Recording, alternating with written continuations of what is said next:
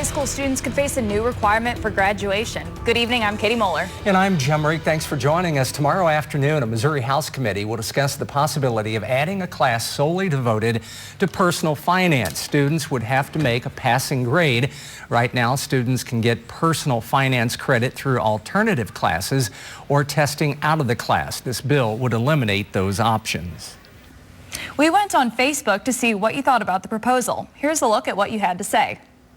Ashley writes, this class should be mandatory for graduation. We are teaching our children book smarts, but lack in teaching them real-world strategies. Linda says, this is critical for our young people. As a professor in higher education, I think the basic understanding of student loans and the lure of living in debt is crucial to making wise choices about the future. And Elizabeth tells us, I thought this was already a thing. Personal finance is required at my school. Although some schools already require some sort of finance class, this personal finance class would be a requirement for all schools across the state. If you'd like to join the conversation, visit our Facebook page. Callaway County deputies arrested a Fulton man accused of sexual assault with a minor. 21-year-old Justin Gordon was arrested Saturday.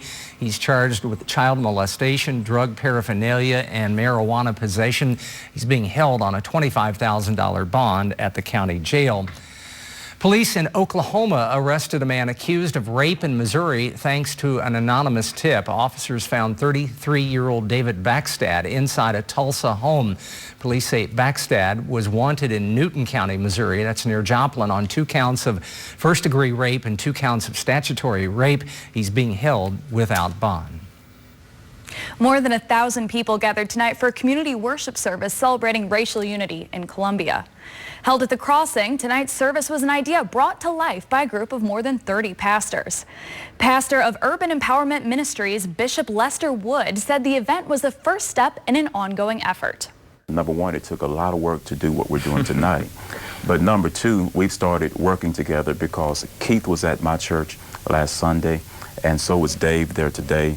And so we're going to reciprocate those opportunities, and I think we're going to have some uncomfortable conversations to really thrust us forward to making a difference in the community.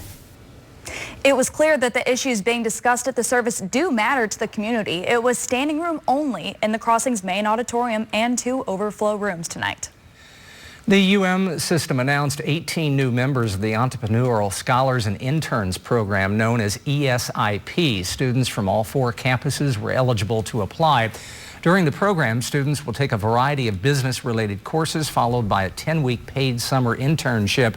One of the students has already started her own cosmetology business in her hometown of Marshall, Missouri. I have a lot of clientele back in my hometown, and I want to own my own hair salon one day, so I thought that this would be a great opportunity to have the chance to know what entrepreneurship is all about. Cordes hopes the program and a bachelor's in strategic communications will fully prepare her to start her own business upon graduation. Wedding vendors from around the state showed up at Mid-Missouri's Super Wedding Show in Columbia this afternoon. Photographers to florists to bakers were all there to show off what they had to offer brides and grooms to be. There were even prizes given away. According to research from an industry resource, the Wedding Report, the number of town hall weddings in the last 3 years has more than doubled from 2% to almost 5%. But vendors at today's show weren't too worried about the statistic. I'm not necessarily worried about the trend. You know, we see a little bit of a decline, and I've noticed that people are tending to migrate more toward a town hall style, but we haven't necessarily noticed a decline in what we're doing. If anything, we've noticed that we're doing more destination weddings than anything.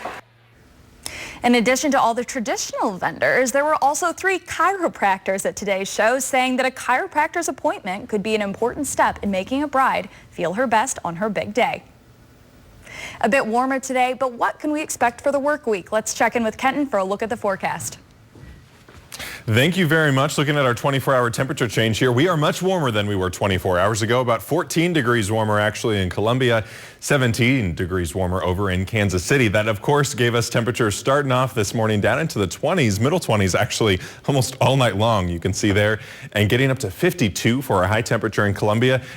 We did have a lot of varying high temperatures across the state today because we had clouds passing in and out. So anytime we saw sunshine for any amount of time, and depending on how much of that we saw, we of of course, we're able to warm up a little bit more. Winds about 12 miles an hour right now. You can see they're a bit more breezy down to the south. That's all moving in our direction. It will also aid in our warm up, but we're going to see some clouds tomorrow as well and windy conditions with a little bit of rain possible to start off Monday. All of that plus what you can expect in a very warm next 8 days coming up later in the show. Kenton, thank you very much. Residents in the Northeast face a big mess. We'll give you an update on air travel in 3 minutes.